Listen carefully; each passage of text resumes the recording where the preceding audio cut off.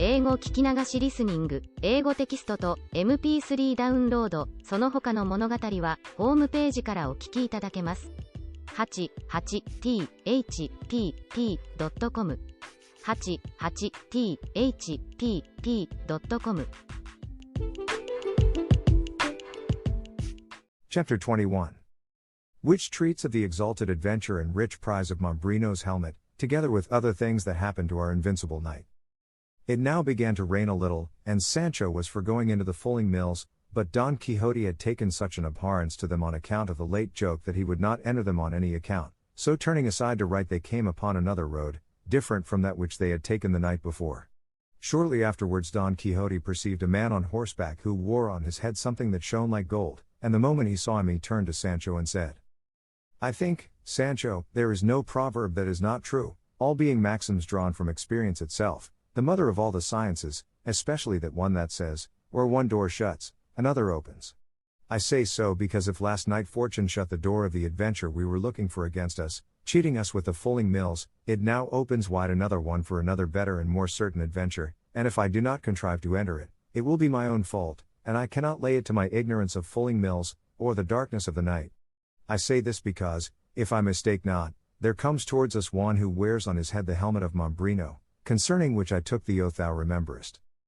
"Mind what you say, your worship, and still more what you do," said Sancho, "for I don't want any more fulling mills to finish off fulling and knocking our senses out." "The devil take thee, man," said Don Quixote, "what has a helmet to do with fulling mills?"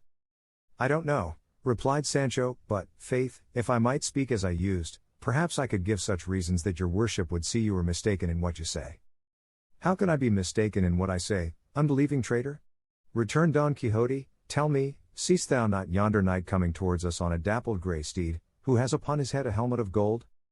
"What I see and make out," answered Sancho, "is only a man on a grey ass like my own, who has something that shines on his head."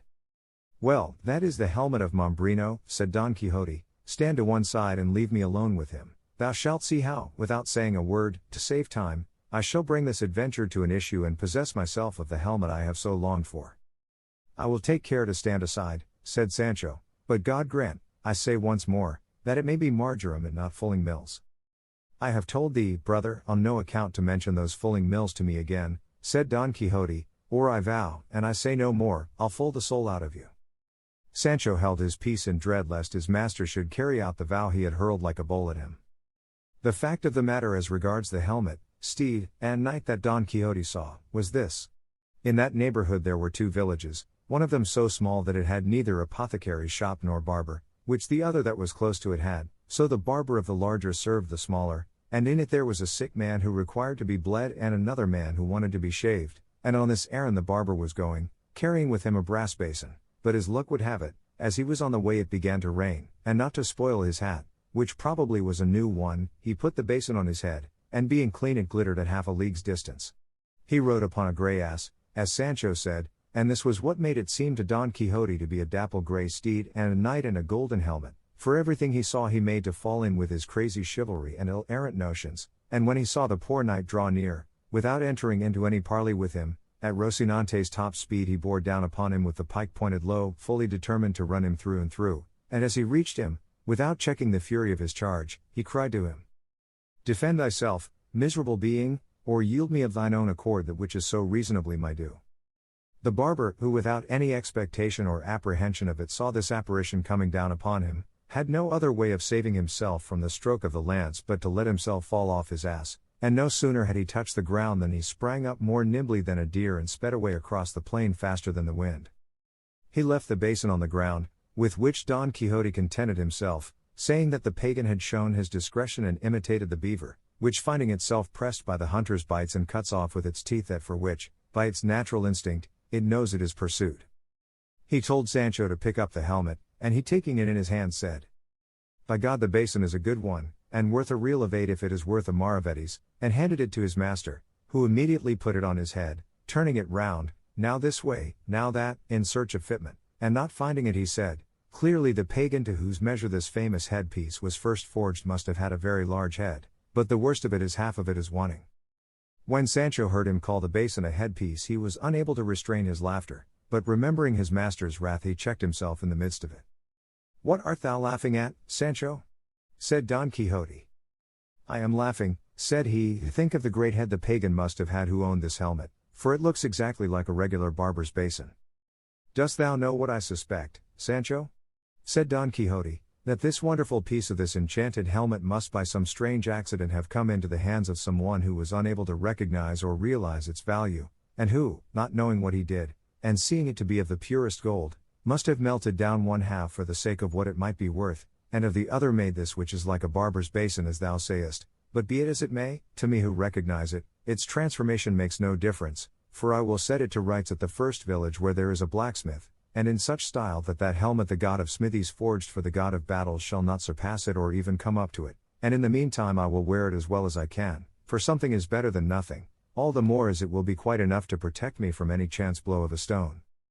"That is," said Sancho, "if it is not shot with a sling as they were in the battle of the two armies, when they signed the cross on your worship's grinders and smashed the flask with that blessed draught that made me vomit my bowels up." "It does not grieve me much to have lost it," said Don Quixote, "for thou knowest, Sancho, that I have the receipt in my memory." "So have I," answered Sancho, "but if ever I make it, or try it again as long as I live, may this be my last hour. Moreover, I have no intention of putting myself in the way of wanting it, for I mean, with all my 5 senses, to keep myself from being wounded or from wounding anyone. As to being blanketed again I say nothing, for it is hard to prevent mishaps of that sort, and if they come there is nothing for it but to squeeze our shoulders together, hold our breath, shut our eyes, and let ourselves go where luck and the blanket may send us." "Thou art a bad Christian, Sancho," said Don Quixote on hearing this, "for once an injury has been done thee thou never forgettest it, but know that it is the part of noble and generous hearts not to attach importance to trifles. What lame leg hast thou got by it, what broken rib, what cracked head, that thou canst not forget that jest? For jest and sport it was, properly regarded, and had I not seen it in that light I would have returned and done more mischief in revenging thee than the Greeks did for the rape of Helen, who, if she were alive now, or if my Dulcinea had lived then, might depend upon it she would not be so famous for her beauty as she is." And here he heaved a sigh and sent it aloft, and said, "Sancho, let it pass for a jest as it cannot be revenged in earnest, but I know what sort of jest and earnest it was, and I know it will never be rubbed out of my memory any more than off my shoulders. But putting that aside, will your worship tell me what are we to do with this dapple grey steed that looks like a grey ass, which that Martino that your worship overthrew has left deserted here? For, from the way he took to his heels and bolted, he is not likely ever to come back for it, and by my beard but the grey is a good one." "I have never been in the habit," said Don Quixote, "of taking spoil of those whom I vanquish, nor is it the practice of chivalry to take away their horses and leave them to go on foot, unless indeed it be that the victor have lost his own in the combat, in which case it is lawful to take that of the vanquished as a thing won in lawful war. Therefore, Sancho, leave this horse, or ass, or whatever thou wilt have it to be, for when its owner sees us gone hence he will come back for it." "God knows I should like to take it," returned Sancho, "or at least to change it for my own, which does not seem to me as good a one. Verily the laws of chivalry are strict, since they cannot be stretched to let one ass be changed for another. I should like to know if I might at least change trappings." "On that head I am not quite certain," answered Don Quixote, "and the matter being doubtful, pending better information, I say thou mayest change them, if so be thou hast urgent need of them." "So urgent is it," answered Sancho, "that if they were for my own person I could not want them more." And forthwith, fortified by this license, he effected the mutatio caparum, rigging out his beast to the 99s and making quite another thing of it. This done, they broke their fast on the remains of the spoils of war plundered from the sumpter mule, and drank of the brook that flowed from the fulling mills, without casting a look in that direction. In such loathing did they hold them for the alarm they had caused them, and, all anger and gloom removed, they mounted and, without taking any fixed road, not to fix upon any being the proper thing for true knights errant, they set out, guided by Rocinante's will, which carried along with it that of his master, not to say that of the ass, which always followed him wherever he led, lovingly and sociably. Nevertheless they returned to the high road, and pursued it at a venture without any other aim. As they went along, then, in this way Sancho said to his master, "Señor, would your worship give me leave to speak a little to you? For since you laid that hard injunction of silence on me several things have gone to rot in my stomach, and I have now just one on the tip of my tongue that I don't want to be spoiled." "Say on, Sancho," said Don Quixote, "and be brief in thy discourse, for there is no pleasure in one that is long." "Well then, Señor," returned Sancho, "I say that for some days past I have been considering how little is got or gained by going in search of these adventures that your worship seeks in these wilds and crossroads, where, even if the most perilous are victoriously achieved, there is no one to see or know of them, and so they must be left untold forever, to the loss of your worship's object and the credit they deserve. Therefore it seems to me it would be better, saving your worship's better judgment, if we were to go and serve some emperor or other great prince who may have some war on hand, in whose service your worship may prove the worth of your person, your great might, and greater understanding, on perceiving which the Lord in whose service we may be will perforce have to reward us, each according to his merits, and there you will not be at a loss for someone to set down your achievements in writing so as to preserve their memory forever. Of my own I say nothing, as they will not go beyond squirely limits, though I make bold to say that, if it be the practice in chivalry to write the achievements of squires, I think mine must not be left out. Thou speakest not amiss, Sancho, answered Don Quixote, but before that point is reached it is requisite to roam the world, as it were on probation, seeking adventures, in order that, by achieving some, name and fame may be acquired, such that when he betakes himself to the court of some great monarch the knight may be already known by his deeds, and that the boys, the instant they see him enter the gate of the city, may all follow him and surround him, crying, "This is the Knight of the Sun or the Serpent," or any other title under which he may have achieved great deeds. This, they will say, is he who vanquished in single combat the gigantic Brocabruno of mighty strength, he who delivered the great Mameluke of Persia out of the long enchantment under which he had been for almost 900 years. So from one to another they will go proclaiming his achievements, and presently at the tumult of the boys and the others the king of that kingdom will appear at the windows of his royal palace, and as soon as he beholds the knight, recognizing him by his arms and the device on his shield, he will as a matter of course say, "What ho! Forth all ye, the knights of my court, to receive the flower of chivalry who cometh hither." At which command all will issue forth, and he himself, advancing halfway down the stairs, will embrace him closely and salute him, kissing him on the cheek, and will then lead him to the queen's chamber, where the knight will find her with the princess her daughter, who will be one of the most beautiful and accomplished damsels that could with the utmost pains be discovered anywhere in the known world. Straightway it will come to pass that she will fix her eyes upon the knight and he is upon her, and each will seem to the other something more divine than human, and, without knowing how or why they will be taken and entangled in the inextricable toils of love, and sorely distressed in their hearts not to see any way of making their pains and sufferings known by speech. Thence they will lead him, no doubt, to some richly adorned chamber of the palace, where, having removed his armor, they will bring him a rich mantle of scarlet wherewith to robe himself, and if he looked noble in his armor he will look still more so in a doublet. When night comes he will sup with the king, queen, and princess, and all the time he will never take his eyes off her, stealing stealthy glances, unnoticed by those present, and she will do the same, and with equal cautiousness, being, as I have said, a damsel of great discretion. The tables being removed, suddenly through the door of the hall there will enter a hideous and diminutive dwarf followed by a fair dame, between two giants, who comes with a certain adventure, the work of an ancient sage, and he who shall achieve it shall be deemed the best knight in the world. The king will then command all those present to essay it, and none will bring it to an end and conclusion save the stranger knight, to the great enhancement of his fame, whereat the princess will be overjoyed and will esteem herself happy and fortunate in having fixed and placed her thoughts so high. And the best of it is that this king, or prince, or whatever he is engaged in a very bitter war with another as powerful as himself, and the stranger knight, after having been some days at his court, requests leave from him to go and serve him in the said war. The king will grant it very readily, and the knight will courteously kiss his hands for the favor done to him, and that night he will take leave of his lady the princess at the grating of the chamber where she sleeps, which looks upon a garden, and at which he has already many times conversed with her, the go-between and confidant in the matter being a damsel much trusted by the princess.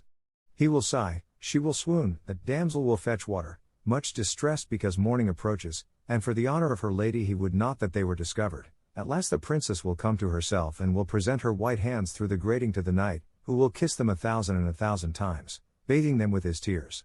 It will be arranged between them how they are to inform each other of their good or evil fortunes, and the princess will entreat him to make his absence as short as possible, which he will promise to do with many oaths. Once more he kisses her hands, and takes his leave in such grief that he is well nigh ready to die. He betakes him thence to his chamber, flings himself on his bed, cannot sleep for sorrow at parting, rises early in the morning, goes to take leave of the king, queen, and princess, and, as he takes his leave of the pair, it is told him that the princess is indisposed and cannot receive a visit. The knight thinks it is from grief at his departure, his heart is pierced, and he is hardly able to keep from showing his pain.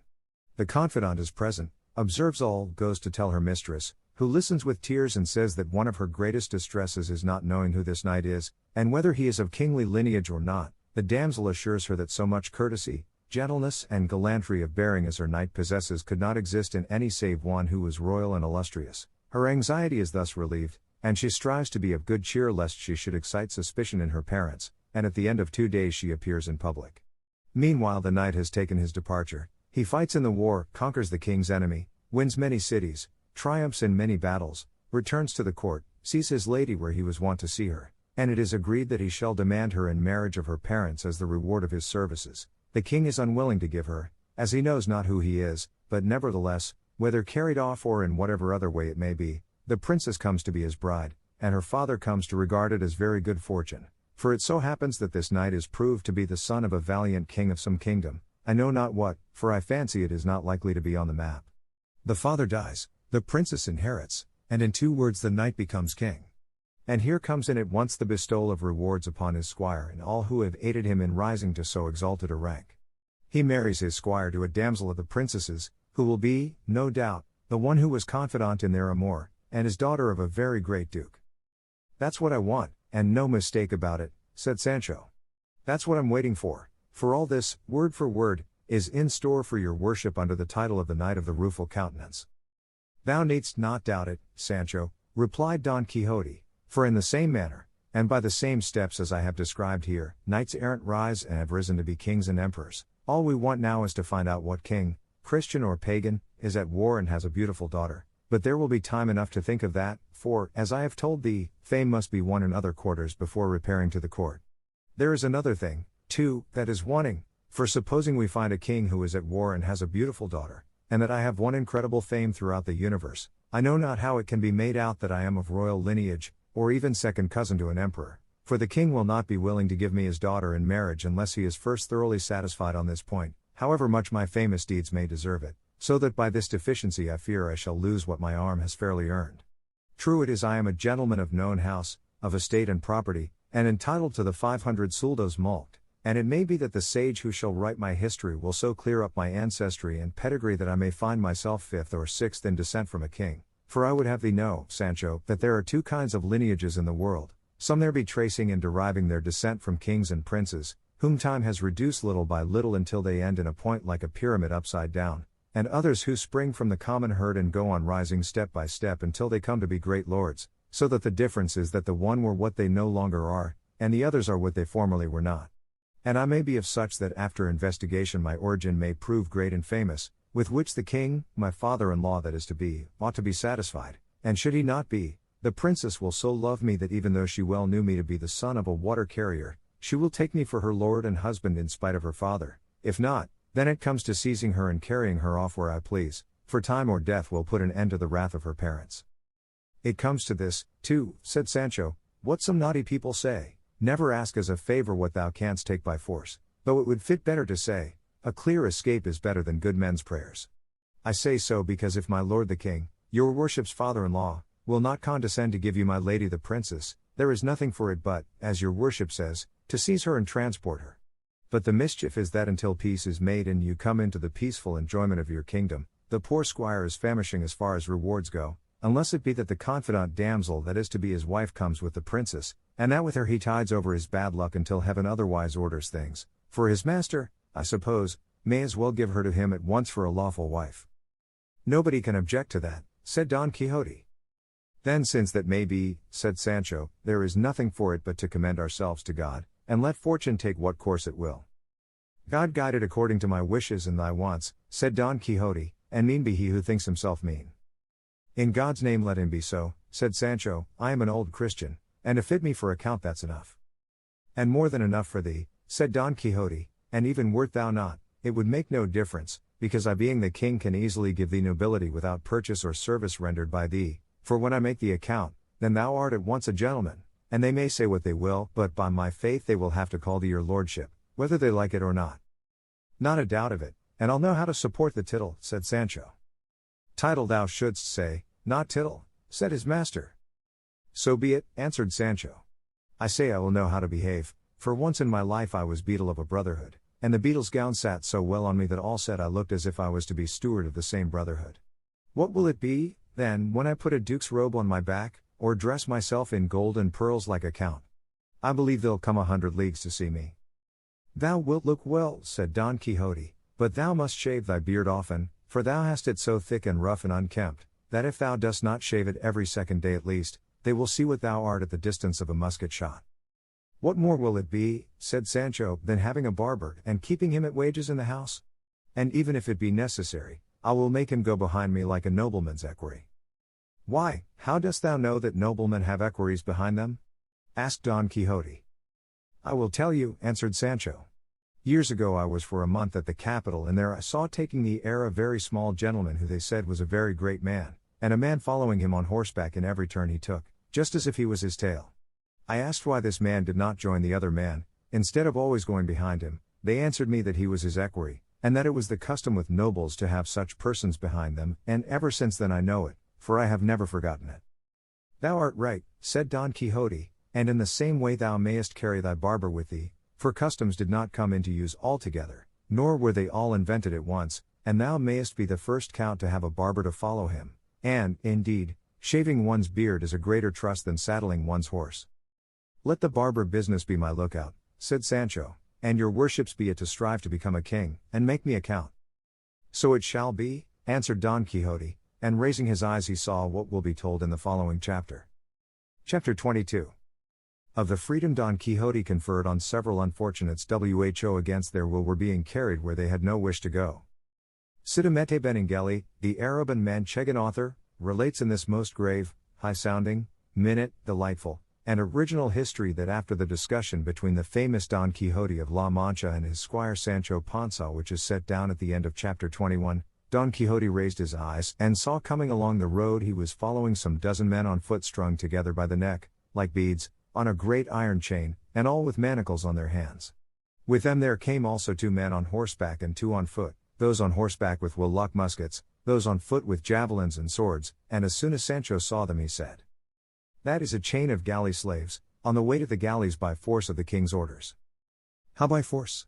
Asked Don Quixote. Is it possible that the king uses force against anyone? I do not say that, answered Sancho, but that these are people condemned for their crimes to serve by force in the king's galleys.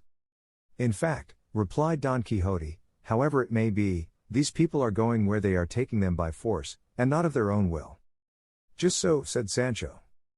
Then if so, said Don Quixote, here is a case for the exercise of my office, to put down force and to succor and help the wretched. Recollect, your worship, said Sancho, justice, which is the king himself, is not using force or doing wrong to such persons, but punishing them for their crimes.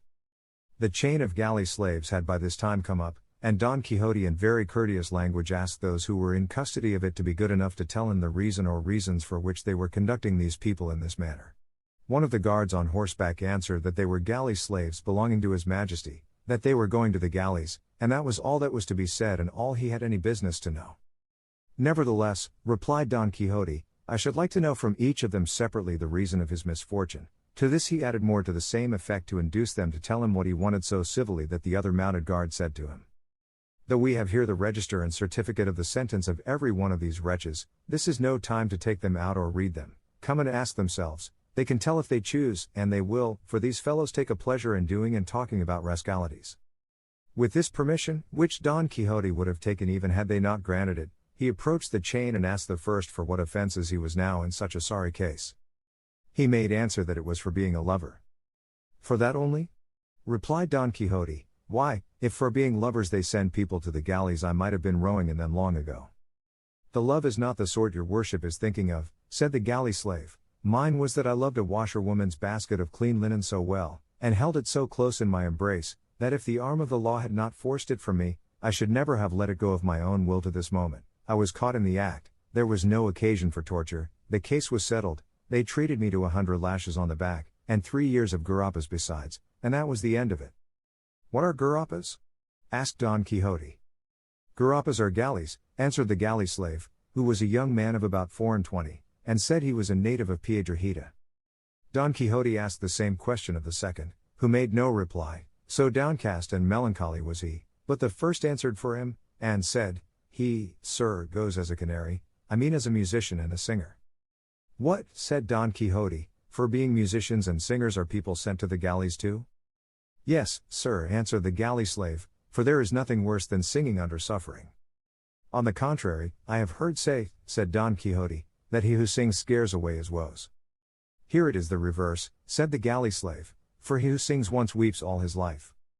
I do not understand it, said Don Quixote, but one of the guards said to him, Sir, to sing under suffering means with the non-sancta fraternity to confess under torture. They put this sinner to the torture and he confessed his crime, which was being a cuatrero, that is a cattle stealer, and on his confession they sentenced him to 6 years in the galleys, besides 200 lashes that he has already had on the back, and he is always dejected and downcast because the other thieves that were left behind and that march here ill-treat, and snub, and jeer, and despise him for confessing and not having spirit enough to say nay, for, say they, nay has no more letters in it than yea, and a culprit is well off when life or death with him depends on his own tongue and not on that of witnesses or evidence, and to my thinking they are not very far out. And I think so too, answered Don Quixote. Then passing on to the third he asked him what he had asked the others, and the man answered very readily and unconcernedly, I am going for 5 years to their ladyships the Garapas for the one of 10 ducats. I will give 20 with pleasure to get you out of that trouble, said Don Quixote. That, said the galley slave, is like a man having money at sea when he is dying of hunger and has no way of buying what he wants. I say so because if at the right time I had had those 20 ducats that your worship now offers me, I would have greased the notary's pen and freshened up the attorney's wit with them, so that today I should be in the middle of the plaza of the Zocodover at Toledo, and not on this road coupled like a greyhound. But God is great, patience, there, that's enough of it.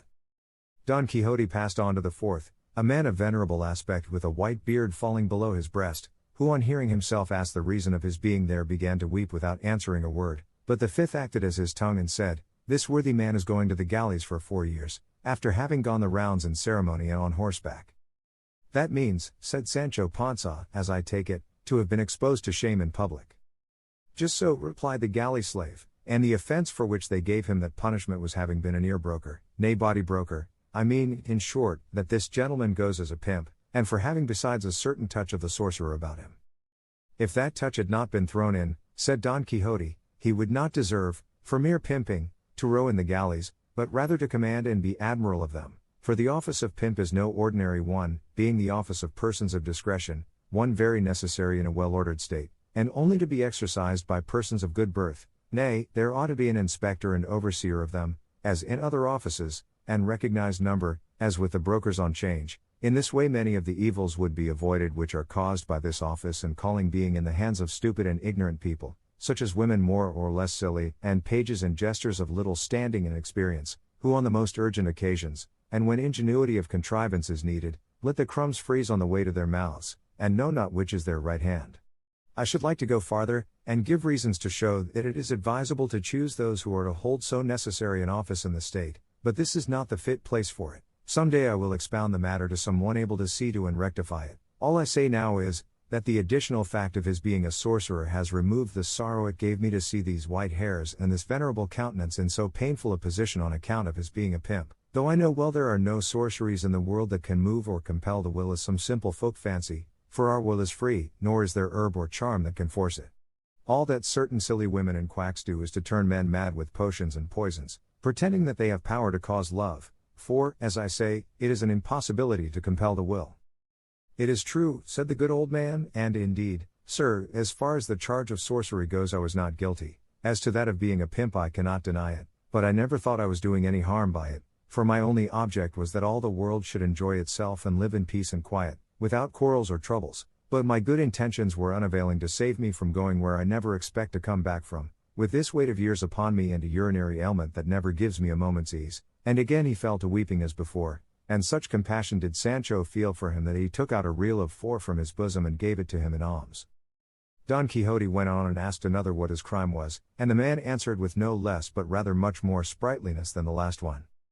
I am here because I carried the joke too far with a couple of cousins of mine, and with a couple of other cousins who were none of mine. In short, I carried the joke so far with them all that it ended in such a complicated increase of kindred that no accountant could make it clear. It was all proved against me, I got no favor, I had no money, I was near having my neck stretched, they sentenced me to the galleys for 6 years, I accepted my fate, it is the punishment of my fault, I am a young man, let life only last, and with that all will come right. If you, sir, have anything wherewith to help the poor, God will repay it to you in heaven, and we on earth will take care in our petitions to him to pray for the life and health of your worship, that they may be as long and as good as your amiable appearance deserves. This one was in the dress of a student, and one of the guards said he was a great talker and a very elegant Latin scholar. Behind all these there came a man of 30, a very personable fellow, except that when he looked, his eyes turned in a little one towards the other. He was bound differently from the rest, for he had to his leg a chain so long that it was wound all round his body, and 2 rings on his neck, one attached to the chain, the other to what they call a keep friend or friend's foot, from which hung 2 irons reaching to his waist with 2 manacles fixed to them, in which his hands were secured by a big padlock, so that he could neither raise his hands to his mouth nor lower his head to his hands. Don Quixote asked why this man carried so many more chains than the others. The guard replied that it was because he alone had committed more crimes than all the rest put together, and was so daring and such a villain, that though they marched him in that fashion they did not feel sure of him, but were in dread of his making his escape. "What crimes can he have committed," said Don Quixote, "if they have not deserved a heavier punishment than being sent to the galleys?" "He goes for 10 years, replied the guard, "which is the same thing as civil death, and all that need be said is that this good fellow is the famous Ginés de Pasamonte, otherwise called Ginesillo de Parapilla." "Gently, Señor Commissary," said the galley slave at this, "let us have no fixing of names or surnames. My name is Ginés, not Ginesillo, and my family name is Pasamonte, not Parapilla as you say. Let each one mind his own business, and he will be doing enough."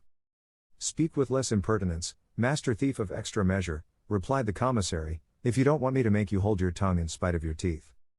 "It is easy to see," returned the galley slave, "that man goes as God pleases, but someone shall know some day whether I am called Ginesillo de Parapilla or not." "Don't they call you so, you liar?" said the guard. "They do," returned Ginés, "but I will make them give over calling me so, or I will be shaved, where, I only say behind my teeth. If you, sir, have anything to give us, give it to us at once, and God speed you, for you are becoming tiresome with all this inquisitiveness about the lives of others. If you want to know about mine, let me tell you I am Ginés de Pasamonte, whose life is written by these fingers." "He says true," said the commissary, "for he has himself written his story as grand as you please, and has left the book in the prison in pawn for 200 reals. "And I mean to take it out of pawn," said Ginés, "though it were in for 200 ducats. "Is it so good?" said Don Quixote.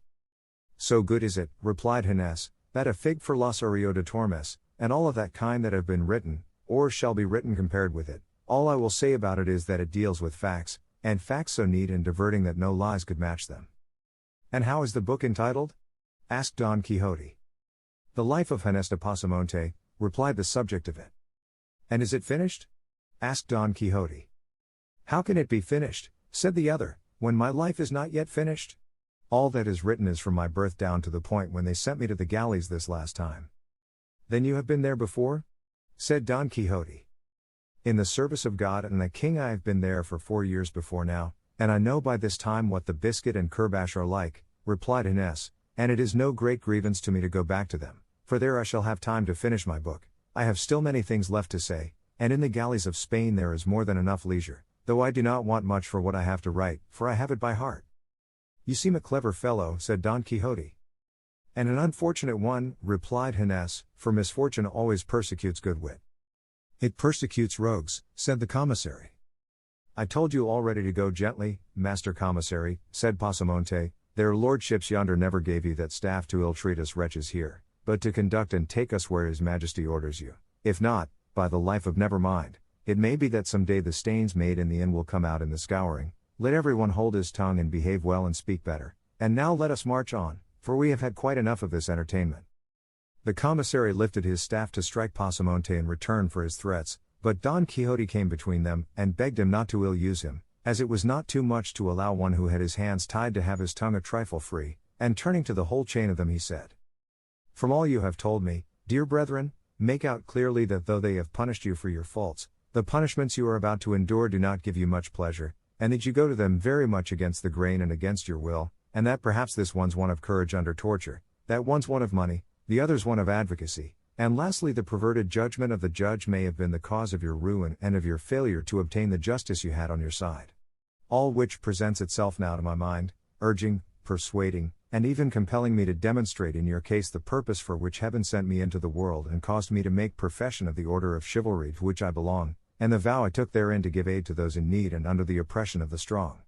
But as I know that it is a mark of prudence not to do by foul means what may be done by fair, I will ask these gentlemen, the guards and commissary, to be so good as to release you and let you go in peace, as there will be no lack of others to serve the king under more favorable circumstances, for it seems to me a hard case to make slaves of those whom God and nature have made free.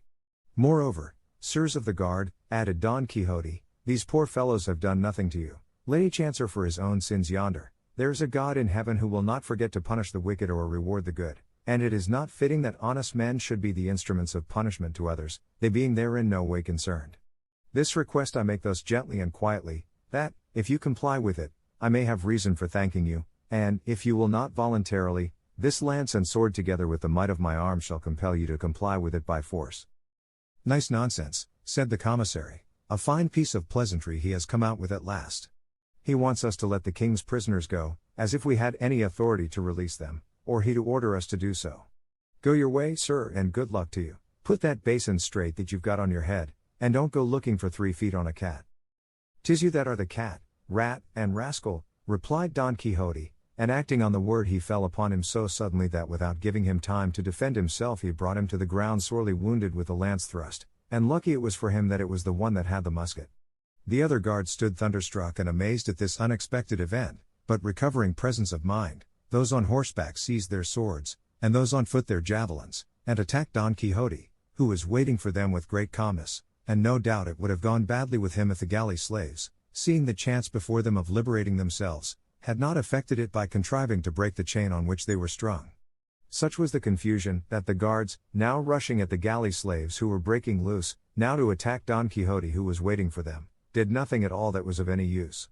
Sancho, on his part, gave a helping hand to release Inés de Pasamonte, who was the first to leap forth upon the plain free and unfettered, and who, attacking the prostrate commissary, took from him his sword and the musket, with which, aiming at one and leveling at another, he, without ever discharging it, drove every one of the guards off the field, for they took to flight, as well to escape Pasamonte's musket, as the showers of stones the now released galley slaves were raining upon them.